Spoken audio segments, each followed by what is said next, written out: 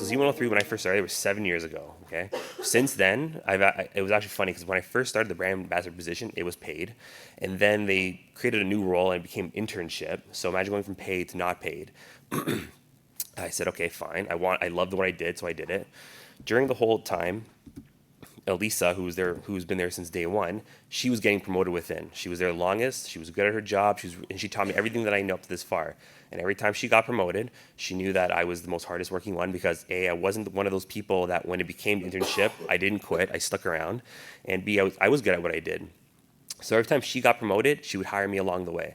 I was her assistant. I eventually became running the street team, the brand ambassadors, and I became her assistant again. And then when she moved on to HMV, I took over her role, and I've been there ever since. And some of the things I do on a daily basis is crazy. Like I said, it started off as just going to the events. Now I'm actually planning them. Companies come to us and they don't just want radio advertising. They want to promote events. Music festivals, I think last year was the most Toronto's ever had. I think there was 13 of them, anywhere from EDM to country to everything else in between. People like me put those events together. Just because you're in school and you think you're going to get a diploma, well, you are going to get a diploma at the end of it if you pay your parking tickets. But if you get your diploma, it doesn't mean you're going to get guaranteed success. You have to plan. What's the next steps? I mean, even if you're second, third year, whatever it is, you need to know, okay, what's the next game plan? And if you're not, you shouldn't be waiting until you're done school to look for a job. Start looking ahead of time, especially when you get to pick your courses. I mean, I did university and my MBA, and I was working full time. So I would work 9 to 5 during the day, and I'd be in school. I'm still in school, so still 6 to 11 o'clock at night. So I picked my classes all in the evening and weekends. Yeah, it sucks, but you know what? It's what I wanted to do.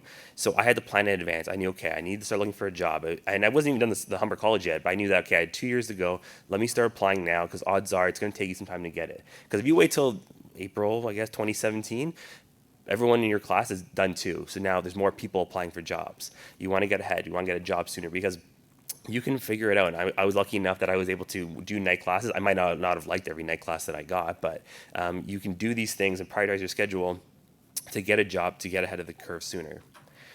The whole point in building to my next thing is you want to build a network. You want to meet people.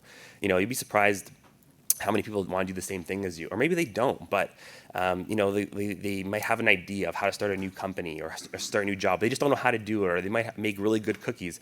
I met a client the other day. She said that we made the best cannolis ever. Every time we went to a family gathering, people always asked us to bring our cannolis, my mom's favorite cannolis.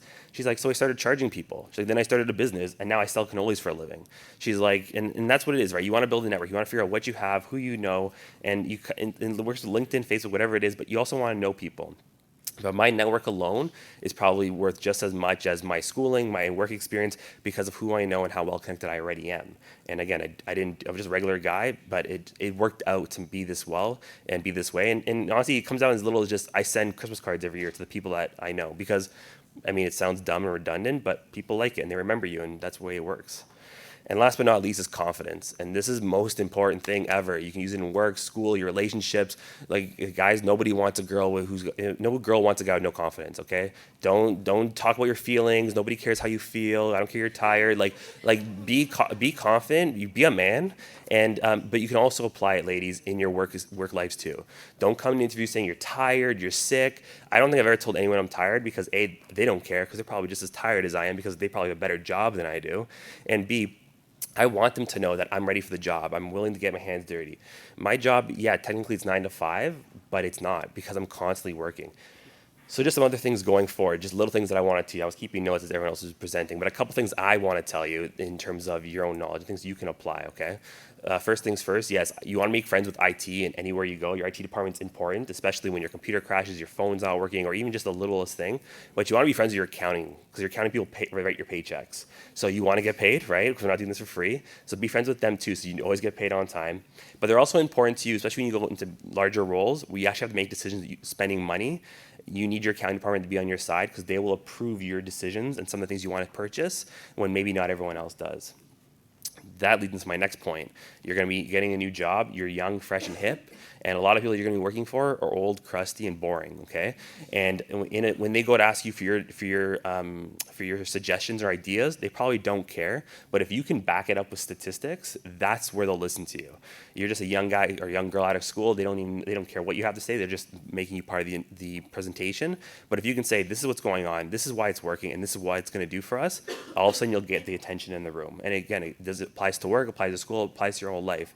You don't have to talk a lot. You don't have to say anything. But when you do talk, make sure it's special and it's informative and it's good things coming out of your mouth. I mean, yeah, there's going to be loud mouths no matter where you go. I talk a lot. I talk a lot of smack. But it's what I'm known for. It's my character. But when it's important, people always say, Steve, you never speak up, because I'm always listening, because I'm trying to figure out what I want to say. So when I say it, it's important and people are going to listen.